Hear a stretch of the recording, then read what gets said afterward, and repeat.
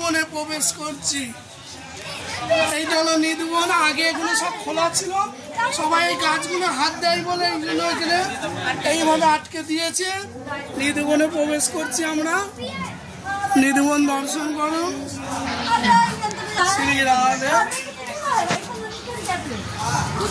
এই হলো সেই নিধুবনের পিলু গাছ। এইগুলো হলো পিলু গাছ, নিধুবনের গাছ।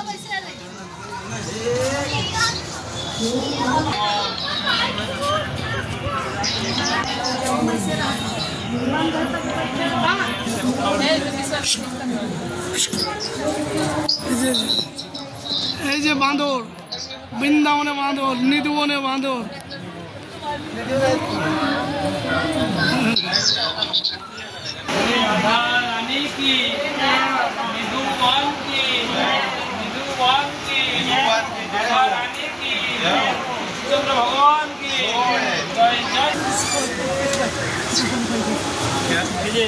এই যে নিধুবনের বাঁদর, এই যে বৈষ্ণব, বানর বৈষ্ণব, এই যে বানর বৈষ্ণব।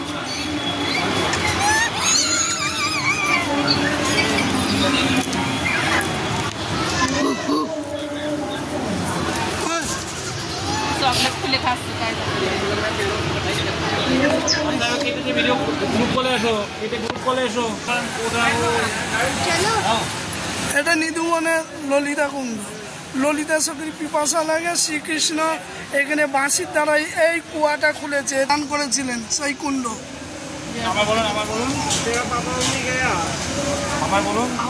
এখানে রাস করতে করতে ললিতার পিপাসা লাগে, শ্রীকৃষ্ণকে বললেন যে যমুনা তো অনেক দূর। তখন শ্রীকৃষ্ণ এইখানে যমুনা প্রকট করলেন, ওই কুয়া দিয়ে বাঁশি দিয়ে ওই কুণ্ডটা খুলেছিল কুয়া, ওখানে যমুনা প্রকট হয়েছিল। যমুনা প্রকটে সবাই জল দান করেছিল, পিপাসা মিটিয়েছিলেন, ওই সেই কুয়া। হ্যাঁ,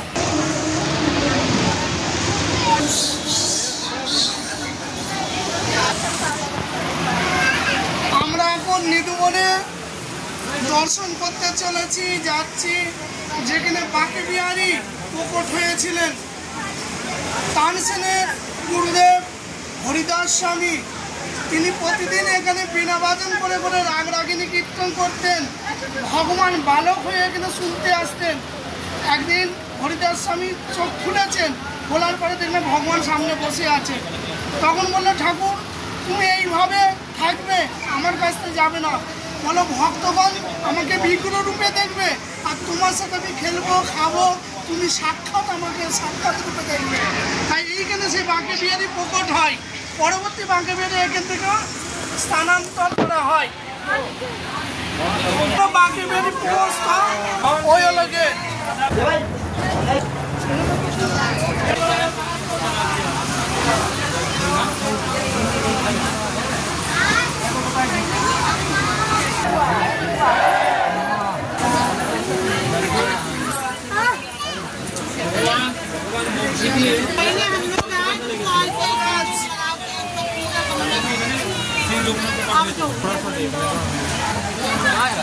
দিকে দেখা যায়, দিকে আমার পেটে লাগে দেখা যায়নি।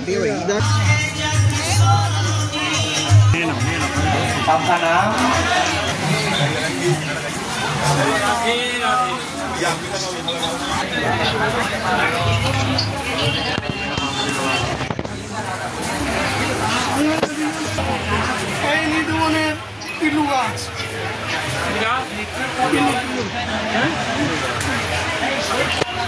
এই নিধুবনের গাছগুলো, এই যে নিধুবনের বৃক্ষ,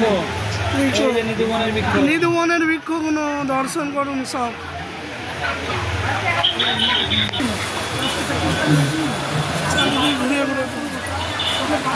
নিধুবন, এটা হলো নিধুবন।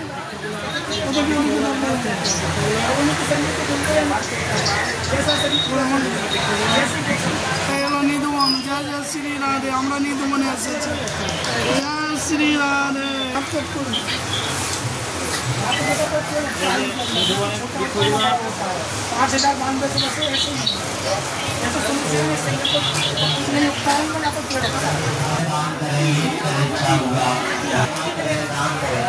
দেখো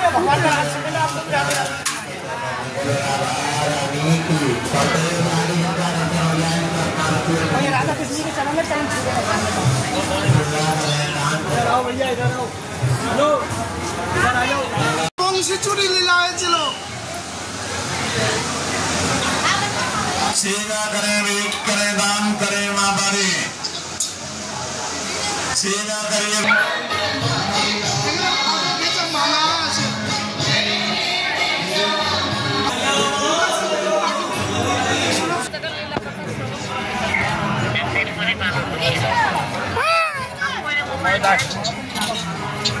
মহারাজ সেবা করছে, মহারাজ সেবা করছে, মহারাজ সেবা করছে।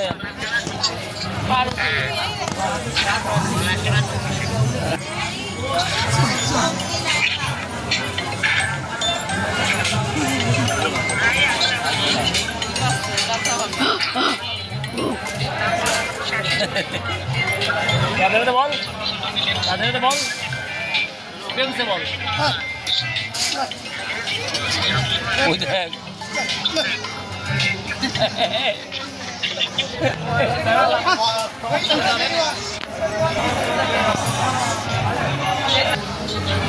বিহারি